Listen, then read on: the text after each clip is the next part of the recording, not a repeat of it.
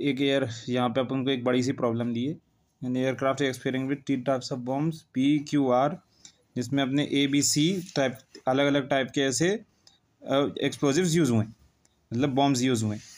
और फिर अपन को बोला है कि अपन को इस हिसाब से ऐसा स्कीम लगानी है कि अपन को सबसे बड़ा धमाका मिले। सबसे बड़े धमाके को बनाने के लिए अपन को एक मैक्सिमाइजेशन इक्वेशन लिखनी पड़ती है। ये इक्वेशन कहाँ से आती है वो अपन देखते हैं। सबसे पहले अपन x1 x2 x2 डिफाइन कर लेते हैं। हर प्रॉब्लम में ये पहले करना पड़ता है। अपन को बोला है PQR तीन टाइप के एक्सप्लोजिव्स हैं, और अपन ने क्या मारा, नंबर ऑफ बॉम्ब्स। जैसे P एक्सप्लोजिव X1 बॉम्ब्स हैं P, जिसमें P एक्सप्लोजिव है, X2 बॉम्ब है जिसमें Q एक्सप्लोजिव्स हैं, और X3 बॉम्ब्स हैं जिनमें R एक्सप्लोजिव है। मतलब ये नंबर ऑफ बॉम्ब्स है X1 X2 X3। Maximisation equation में क्या बोला है कि जो P वाला बम होगा वो 2 टन का एक्सप्लोजन देगा, Q वाला बम होगा वो 3 टन का देगा, R वाला होगा वो 4 टन का देगा। तो इस हिसाब से अपन ने 2x1 3x2 और 4x3 की एक मैक्सिमाइजेशन इक्वेशन बना दी है। जब ये Z की इक्वेशन अपन सॉल्व करेंगे तो अपन को सबसे बड़ा धमाके की वैल्यू मिलेगी। अभी यहाँ पे क्या है, ये इक्वेशन अब आपको 3 कंस्ट्रेंट्स बनाने हैं। तो ये कैसे बनाएंगे कि bomb requires 322 kg of A मतलब P मतलब x1, 322 मतलब 3x1 plus 3x1 2x1 2x1। 3 equation से अपन को 3 वैल्यूज़ दी हैं, तो अपन उनको ऐसा लिख देंगे 322 x1 x1 x1, तीनों की तीनों x1 की वैल्यूज़ हैं। फिर अपन को बोला है रिक्वायर्स 143 kg ऑम Q मतलब क्या, x2 में कितना है 1, मतलब इसका कोएफिशिएंट है बेसिकली x2 का 1 4 और 3, और R क्या है अपना 4 2 3, तो 4 और किसके लिए है ये, अपने R के लिए, तो 4 2 3 R के लिए हो गया अपना। अभी अपन को पहली कंडीशन क्या दी है, अपन को यहाँ पे कंडीशंस दी है, taking various fraction it been decided to use maximum 600 kg of explosive ए अपन सिर्फ 600 मतलब ए अपन सिर्फ 600 किलो यूज़ कर सकते हैं। ये पूरी इक्वेशन किसके लिए है, ए के लिए है, ये वाली किसके लिए, बी के लिए है, और ये वाली किसके, सी के लिए है। ABC से अपने कंस्टेंट आते हैं। तो ए सबसे ज़्यादा अपन कितने यूज़ कर सकते हैं, मैक्सिमम 600, तो 600 मैक्सिमम रहेगा, तो ये वाला साइन आएगा यहाँ पे, मतलब 600 इससे बड़ा है। और फिर अपन को क्या बोल रहा है, एटलीस्ट 480 kg ऑफ बी, तो बी का एटलीस्ट मतलब कम से कम 480 kg यूज़ करना पड़ेगा। जब एटलीस्ट का सिंबल आता है तो इस तरफ रहता है साइन, तो ये याद रखना, मैक्सिमम में ऐसा, एटलीस्ट में ऐसा। और एग्जैक्टली बोला है 540 kg फॉर एक्सप्लोजिव सी, तो एग्जैक्टली में इक्वल टू आता है। तो कम से कम 480 किलो तो अपन को चाहिए ही चाहिए, इसमें ज़्यादा से ज़्यादा 600 किलो चाहिए, और इसमें एग्जैक्टली 540 किलो चाहिए। अभी आपने ये साइन देख लिया तो मतलब है कि ये बिग एम का क्वेश्चन है, यहाँ मैटर क्लोज है, यहाँ बिग एम ही यूज़ होने वाला है। तो अभी ये बिग एम का क्वेश्चन में क्या करना पड़ता है, एक आर्टिफिशियल वेरिएबल लेते हैं, मैं बताता हूँ क्या होता है। आपके पास ये 3 इक्वेशन है, अपन को इनको भी इक्वल ही में ही बनाना है, ये दोनों साइंस को हटाना है यहाँ से। साइंस को हटाने के लिए क्या है, ये इक्वेशन में क्या है, ये सरप्लस वगैरह सब छोड़ दो। इस इक्वेशन में क्या है, ये छोटा है, ये छोटा है, इसको अपन को एक लॉलीपॉप देनी पड़ेगी, तो अपन एक लॉलीपॉप दे देते हैं, ये है S1, इसको कुछ करने के लिए प्लस में S1। अभी ये खा के मोटा हो रहा है, तो इसका खाना थोड़ा कम करना पड़ेगा। तो ये अपन सेकंड इक्वेशन में, जैसे क्योंकि इसमें यहाँ ग्रेटर देन का साइन है, ग्रेटर देन का साइन है मतलब ये थोड़ा बड़ा हो रहा है ज़्यादा, तो इसको खाना कम करने के लिए अपन ने इसका खाना कम कर दिया, -S2 कर दिया, पर उसको बुरा भी लगेगा, ये तो खुश था, इसको तो अपन ने लॉलीपॉप दी थी, तो उसने कुछ किया ही नहीं, पर इसको बुरा भी लगेगा। तो अब इसके लिए अपन को एक आर्टिफिशियल वेरिएबल ऐड करना पड़ता है। आर्टिफिशियल मतलब उसको भी कुछ ऐसी थोड़ी सी टॉफ़ी वॉफ़ी दे देंगे, और फिर उसको 2 पराठे कम देने लगेंगे दिन के। तो -S2 किया अपन ने यहाँ से, क्यों किया, क्योंकि ये बड़ा नंबर है, इसको अपन को छोटा करना है जिससे ये इसके इक्वल में आ सके। पर अपन ने एक आर्टिफिशियल वेरिएबल भी वहाँ पे लगा दिया है, तो जिससे कि वो सेटिस्फाइड रहे इक्वेशन। ये मेन क्या होते हैं, वजह क्या होती है A1 A2 लेने की, इक्वेशन सेटिस्फाई। फिर होता है 2x1 प्लस, फिर ये आखिरी वाली इक्वेशन आई, ये ऑलरेडी सेटिस्फाइड है, पर अब इसने देखा कि तुमने इसको दिया है, मुझे क्यों नहीं दिया लॉलीपॉप, तो इसको भी एक देना पड़ता है। ठीक है, अपन ने इसको भी दे दिया, A2 ले लिया है, वो पहले से इक्वल में था, इक्वल में रहने दो। तो अपने पास S1 -S2 A1 और A2 ऐसे 4 वेरिएबल आ गए। अभी अपन एक नई Z की इक्वेशन बनाएंगे। Z है 2x1 plus 3x2 plus 4x3, यही वाली 0 0 S1। हमेशा ये याद रखना, ये मैक्सिमाइजेशन का क्वेश्चन है, मैक्सिमाइजेशन की इक्वेशन है, अपन की इसको मैक्स टू मैक्स करना चाह रहे हैं। इसीलिए यहाँ पे 2 इस तरह से 0 0 प्लस में लिए जाएंगे S1 और S2, और फिर उसी को माइनस करने के लिए -MA1 और -MA2 लिए जाएंगे। -M का क्या मतलब है? बहुत छोटा, और +M का क्या मतलब है? बहुत बड़ा। ये चीज़ याद में रखनी है। -M मतलब बहुत छोटा नंबर, +M मतलब बहुत बड़ा नंबर। इसमें M ऐड करा जाता है इन इक्वेशंस में, मतलब M बाद की स्टेप्स में आता है, इसलिए इसको अपन बिग M मेथड कहते हैं। पर Z की इक्वेशन में मैक्सिमाइजेशन के केस में, मैक्सिमाइजेशन, मिनिमाइजेशन नहीं, मैक्सिमाइजेशन के केस में हमेशा जो ये रहता है अपना M रहता है, ये माइनस में आता है, -MA1 -MA2। और ये क्या है? M क्या है? कोएफिशिएंट ऑफ A1 और A2 है। समझ गए? अभी आगे अपन को टेबल बनानी है। अब ये टेबल में लोगों को झंझट लगता है सबसे ज़्यादा। कुछ नहीं करना है, CJ लिखना सबसे पहले, फिर बेसिस लिखना, फिर CB लिखना उसके बगल में, और फिर पूरे X1 X2 X3 S1 S2 A1 A2 ये सब पूरे लिख देना है। यहाँ पे इतने लिखे अपन ने S1 S2 AB सब लिखे। जो बेसिस है वो अपनी सबसे एंड की इक्वेशन, एंड के वेरिएबल्स होते हैं, जिसमें इस वाली इक्वेशन में सबसे एंड का वेरिएबल क्या है? S1 है। इस वाली इक्वेशन में सबसे एंड का वेरिएबल क्या है? A1 है। S2 नहीं लिया क्योंकि A1 उसके बाद अपन ने ऐड किया है। और फिर यहाँ पे सबसे ज़्यादा, सबसे पीछे इस इक्वेशन में कौन सा वेरिएबल? A2 है। तो अपन ने बेसिस के नीचे क्या लिख दिया? S1 A1 A2। और यहाँ पे अपन ने बस X1 X2 पूरे के पूरे वेरिएबल्स लिख दिए। इतने आपने लिख दिए, आपने इतना हिस्सा बना लिया है। आपने CB ऐसे लिख दिया, नीचे कुछ नहीं है, यहाँ पे भी ऊपर भी कुछ नहीं है। अभी आपको B लिखना रहता है। B कुछ नहीं है, आपकी जो ये इक्वेशंस में वैल्यूज आती हैं 600, 480, 540, तो आपने यहाँ पे B लिख दिया। अभी आपका मेन क्या क्या चीज़ें लिखनी है? X1 के नीचे आप वो वैल्यूज लिख दो, जैसे ये 3, इसके कोएफिशिएंट्स 3, 2, 2। X2 के नीचे आप उसके कोएफिशिएंट्स लिख दो, जैसे जो 3 इक्वेशंस में 1, 4, 3। इस तरह से आपने इसमें भी लिख दिए, इसमें भी लिख दिए, इसमें भी लिख दिए। S1 के जैसे 1 कैसे? 1 इस वाले में तो है ही नहीं S1, तो 0 आएगा। इस वाले में भी नहीं है S1, तो 0 आएगा, तो 1 0 0। S2 का भी सेम है, मतलब आप इसमें से 0 है, यहाँ पे -1 है, और तीसरी में भी नहीं है, तो 0 ही। इसमें भी सेम है, इसमें भी सेम है। हाँ, B की वैल्यूज आपको मैंने आपको बताई है, तो ये आपकी इतनी टेबल बन गई है। अभी CJ क्या होता है? जो Z की इक्वेशन में वैल्यूज हैं, कोएफिशिएंट्स हैं, वो होते हैं। तो Z की इक्वेशन कहाँ है फाइनल की? Z में है 2x1, तो यहाँ पे आपको 2 लिखना है x1 के ऊपर। उसमें फिर है Z में है 3x2, तो यहाँ पे 3 लिखना है x2 के ऊपर।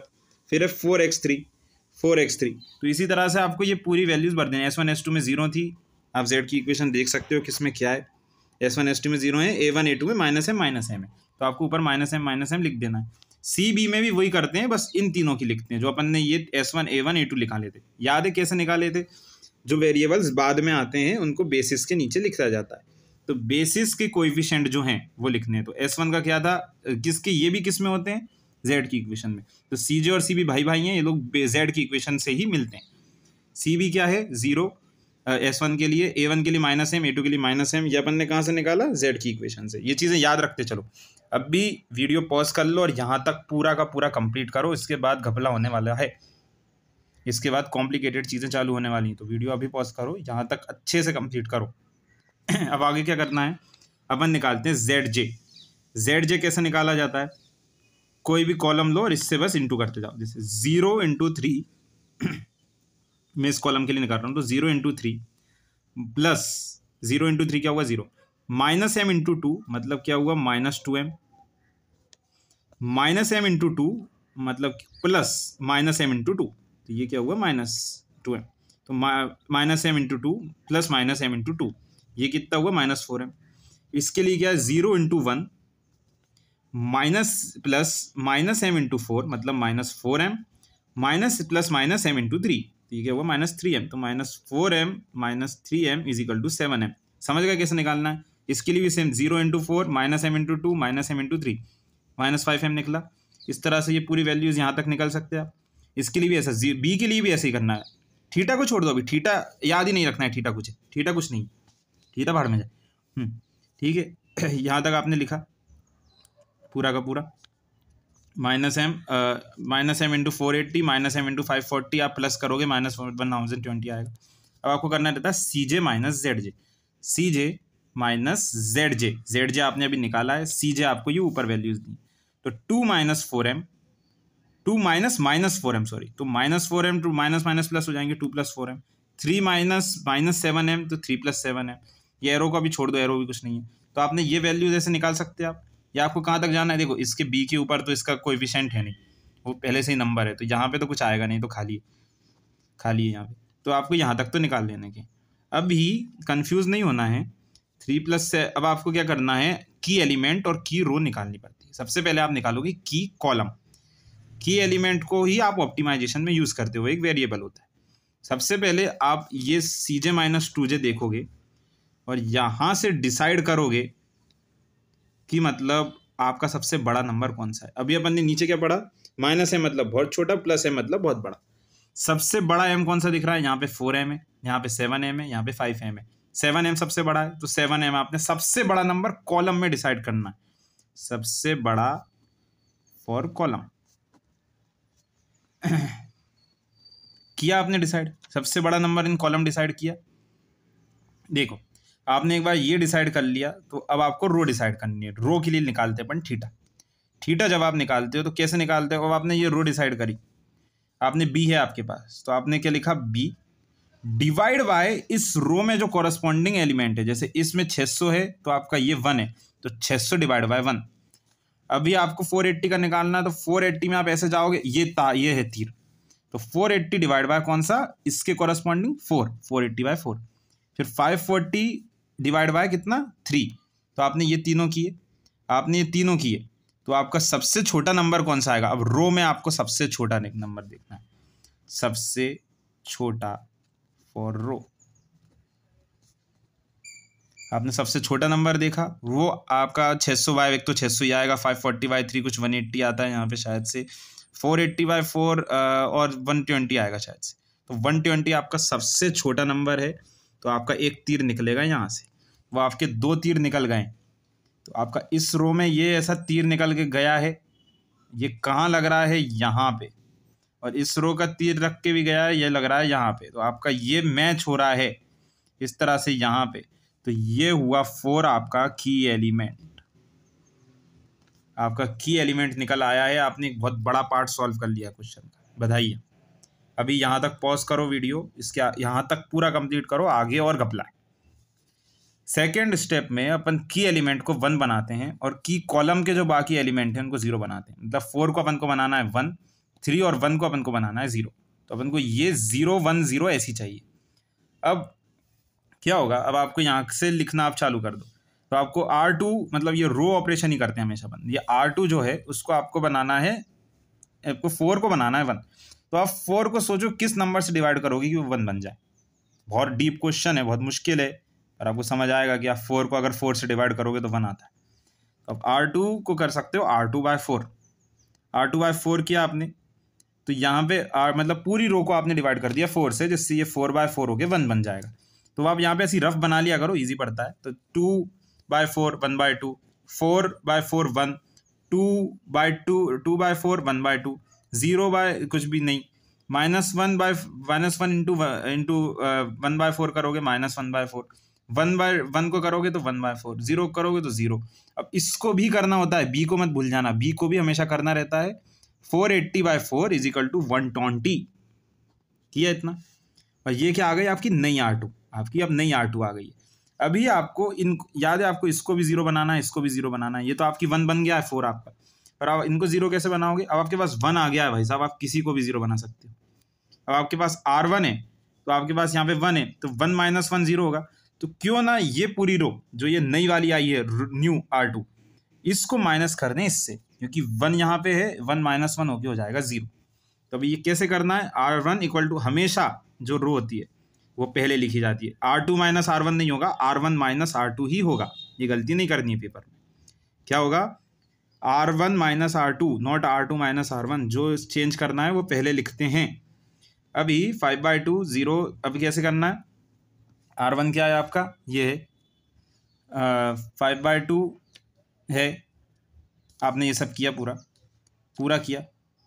अभी कैसे करना है, एक मिनट में कंफ्यूज हो गया था। R1 आपका यहाँ पे है, ये ऊपर वाली, उसमें से R2 न्यू माइनस करनी है, तो 3 - 1/2 5/2, 1 - 1 0, आपका 0 बन गया यहाँ पे, बधाइयाँ।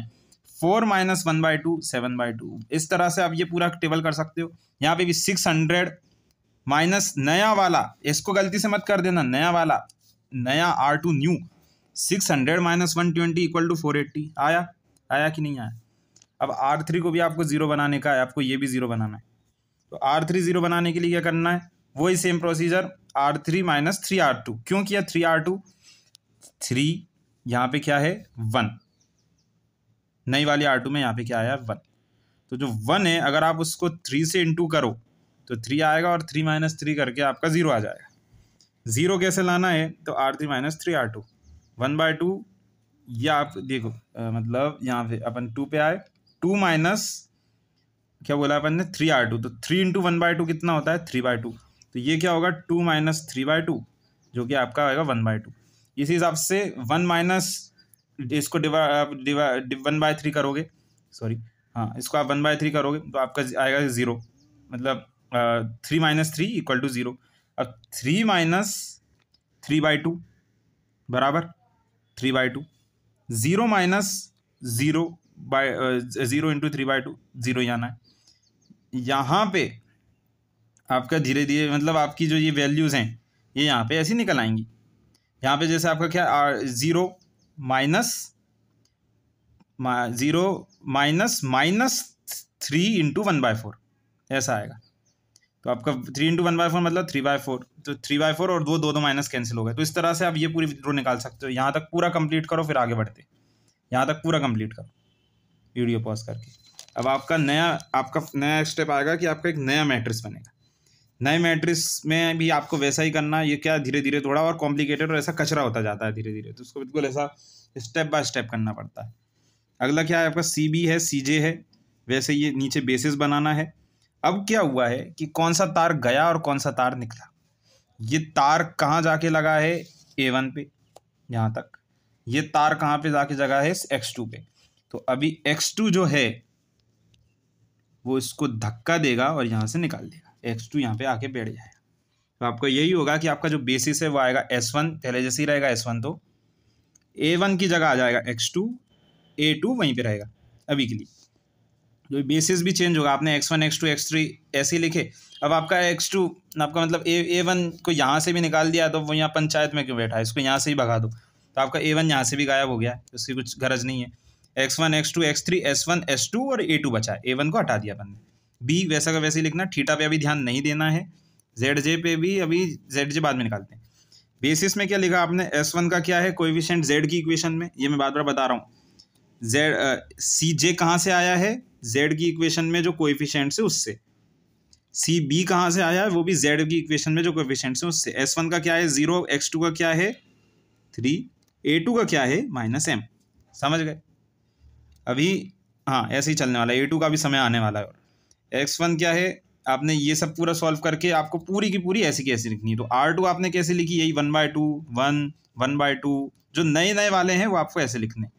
तो आपके R3 न्यू क्या है, ये वाली है, तो आपको ऐसे की ऐसे लिख देनी है। R1 न्यू क्या है, ए वाली है, तो आपको ऐसे की ऐसे लिख देनी है।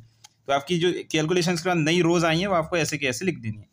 अभी निकालना है ZJ क्या था 0 इंटू 5/2 प्लस 3 इंटू 1/2, 0 इंटू 5/2 तो 0 हुआ, 3/2 और -m इंटू 1/2, 3/2 माइनस m/2। अब जिसका क्या आएगा X2 का 0 इंटू 0 3 इंटू 1 प्लस -m, तो 3 ये भी 0 है ये भी 0 है, तो यही बचेगा बस। 0 इंटू 7/2 नहीं है, 3 इंटू 1/2 तो 3/2 माइनस 3/2 m, 3 थोड़ा कचरा हो रहा है, 3/2 माइनस 3m/2 ऐसा आया यहाँ पे। 0 इंटू 1 ये मतलब खुद से एक बार करके देखो और ये ZJ बनाओ और फिर अपना होगा ZJ माइनस CJ। तो 2 माइनस ये पूरा 2 माइनस ये पूरा माइनस करना है, 3 माइनस ये 3 माइनस करना है, 4 माइनस ये पूरा माइनस करना है, 0 माइनस ये माइनस करना है, 0 माइनस ये पूरा माइनस करना है। और ये भी भूलना नहीं है, B में भी अप्लाई होता है। B में ZJ निकलता है, CJ माइनस ZJ नहीं निकलता क्योंकि यहाँ पे CJ है नहीं। तो आपने ये पूरा निकाला, M के फॉर्म में आएंगे। अभी अपन कॉलम में क्या करते थे, सबसे बड़ा नंबर देखते थे। अपन ने यहाँ लिखा है सबसे बड़ा फॉर कॉलम, अपन को क्योंकि की एलिमेंट निकालना है दोबारा से। तो की एलिमेंट निकालने के लिए अपन ने सबसे बड़ा नंबर ये देखा है, यहाँ पे ऐसा है बड़ा सा है नंबर, समझे? तो यहाँ पे देखो अपन ने क्या पढ़ा था, m सबसे बड़ा होना चाहिए। तो अभी m/2 तो छोटा है, 3m यहाँ पे 3m/2 है जो कि थोड़ा बड़ा है, यहाँ पे भी 3m/4 है, पर यहाँ पे 3m/4 है, यहाँ पे 3m/2 है जो कि 3m/4 से बड़ा है। ये चीज़ समझने की है। 3m/2 क्या है, 1.5m। 3/4 और छोटा है, बहुत छोटा होता है, 0.75 शायद से होता है, 0.75, 1.5 बड़ा है ना, तो उसी वजह से 3m को अपन यहाँ पे कंसिडर करेंगे। तो इसका तीर ऊपर दे दिया है अपन ने।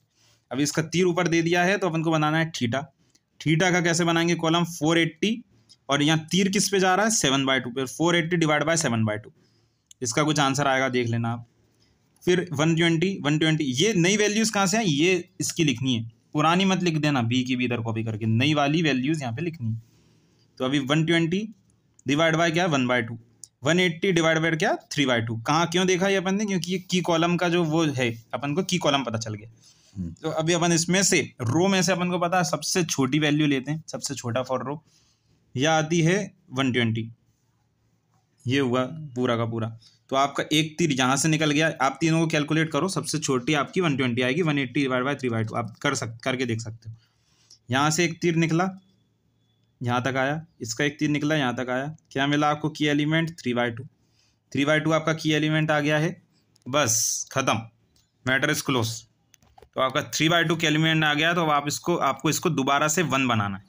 1 बनाने की प्रक्रिया वैसी ही है, सिमिलर, पर इस बार आप करके देखो खुद से।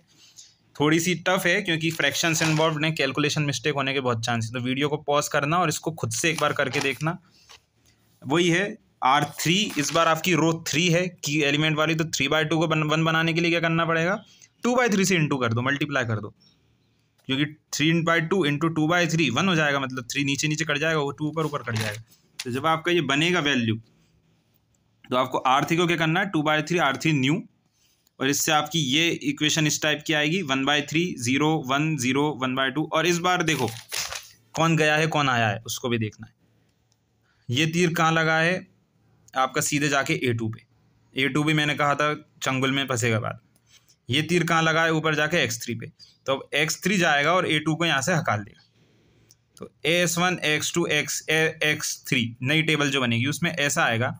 और आपको इसी वजह से जो A2 है इसको यहाँ पंचायत में नहीं रखना है, अब इसको भी निकाल सकते हो, तो इसकी कैलकुलेशन ना भी करो तो चलता है, बस इन 5 की कर लो। तो आपने जब इसकी कैलकुलेशंस करोगे तो ऐसा करना है कि R3 की ये न्यू रो आई है, R2 की R2 माइनस 1/2 R3 करके जो आएगी, तो जो नई R3 आएगी, ये वाली जो नई रो है, उसका आधा करना और R2 से हटा देना। फिर जो क्यों हटा देना, हाफ क्यों करके, क्योंकि अपन ने ये देखा ये 0 हो जाएगा, नहीं सॉरी ये 1 हो जाएगा, तो आपको इसको क्या करना है, इसको 0 बनाना है, तो इसको आधा डिवाइड करो, 1/2 करो और इससे माइनस कर दो, मतलब आप समझ जाओगे। तो इसी तरह से इसमें भी सेम है, R1 माइनस 7/2 करना है। 7/2 क्यों करना है, क्योंकि अपने पास यहाँ ऊपर 7/2 है, इसको माइनस कर दो 7/2 से। 7/2 कैसे आएगा, यहाँ पे अपने पास 1 आ गया है, क्योंकि अपन 3/2 को 1 बना देंगे, और 1 इंटू 7/2 करोगे और उसको 7/2 से माइनस करोगे तो 0 आएगा। तो इतना हो गया है यहाँ तक, मतलब कन्फर्म। ये पूरा का पूरा अटेम्प्ट करो खुद से, टेबल बनाओ और फिर आओ वापस। आए टेबल इस टाइप की बनेगी, कुछ गलती है तो देख लो। अभी यहाँ थीटा की वैल्यू आपको नहीं दिख रही होगी झूलते हुए, तो मतलब ये क्योंकि ये सॉल्यूशन मैटर क्लोज हो गया है, यहाँ पे कहीं भी एम वगैरह आपको नहीं दिखेगा। अभी भी देख लो, ये पूरी इतनी बनेगी आपकी, ZJ CJ G के बाद में निकालते हैं, इतनी बनी। S1 X2 X3 A2 को अपन ने भगा दिया है, ऊपर से भी अपन ने A1 A2 को दोनों को भगा दिया है। एम का टर्म है ही नहीं कहीं पूरी टेबल में, सब नंबर्स हैं, सिंपल ईजी टेबल है। बी पे बार बार ध्यान देने को कह रहा हूँ मैं, शायद से ये भी मैंने यहाँ पे किया था कि 180 इसका जो था उसमें भी पूरे ऑपरेशंस चलते जाने चाहिए बी में। जो भी आप इन सब के साथ में कर रहे हो वो भी बी के साथ भी करना ज़्यादा है। अगर आप 2/3 से इंटू कर रहे हो तो 2/3 से इंटू बी को भी करो, उसको माइनस कर रहे हो 480 में से, तो नई वाली जो टेबल में वैल्यू आई है उसको माइनस करो 480 में से, जैसे यहाँ पे मैंने किया है। तो बी की वैल्यूज़ भी आपको ध्यान रखनी है, सबसे ज़रूरी बी की वैल्यूज़ है, सबसे ज़रूरी। ये हुआ। अब आपकी ये टेबल आपको ZJ निकालना है। ZJ आपको आता है 0 इंटू 4/3 3 इंटू 1/3 4 इंटू 1/3 करके 7/3 बता चुका हूँ मैं, कर लो गया। इसको ZJ निकला। CJ माइनस ZB भी आता है 2 माइनस 7/3 3 माइनस 0, इस तरह से ये निकला CJ माइनस ZJ। या आपका कहीं M का टर्म दिख रहा है क्या, नहीं। ये क्या हो रहा है, आपका ऑप्टिमल सॉल्यूशन रीच हो गया है, दोनों वैल्यू माइनस में है, ऑप्टिमल सॉल्यूशन आ गया है, मैटर क्लोज है। बी क्या आया है अब आपका, बी आपका आया है आपकी X2 की वैल्यूज आ गई हैं बेसिकली। तो आपका S1 की वैल्यू आई है आपकी 60, x2 की वैल्यू आई है आपकी 60 और x3 की वैल्यू आई है आपकी 120। अभी x1 की अपन को पता नहीं है तो x1 की अपन मान लेते हैं 0, क्योंकि x1 की 0 ही आएगी, अगर टेबल में नहीं आई तो 0 ही आती है। अब ये वैल्यूज़ आपको ये मिल चुकी हैं, बधाइयाँ, ये तीनों ये वैल्यूज़ आपको बस आपको अपनी टेबल में डालनी है। x1 = 0, x2 = 60, x3 = 60। ये किसकी वैल्यूज़ हैं? फाइनल टेबल के b की वैल्यूज़ हैं। ये आपने टेबल में डाली, z = 2x1 + 3x2 + 4x3, 2 × 0 + 3। आपने मतलब ये z वाली इक्वेशन लेनी है, ये वाली नहीं लेनी है, बड़ी वाली, छोटी वाली जो सबसे ओरिजिनल है z है, वो वाली लेनी है और उसमें आपको ये सब वैल्यूज़ डालनी है। तो आपका एक फाइनल आंसर आ जाएगा एंड में। पता नहीं मैंने सही कैलकुलेट किया है कि नहीं, पर ये आपका फाइनल आंसर इस तरह से आ जाएगा। बस मैटर क्लोज, प्रॉब्लम खत्म।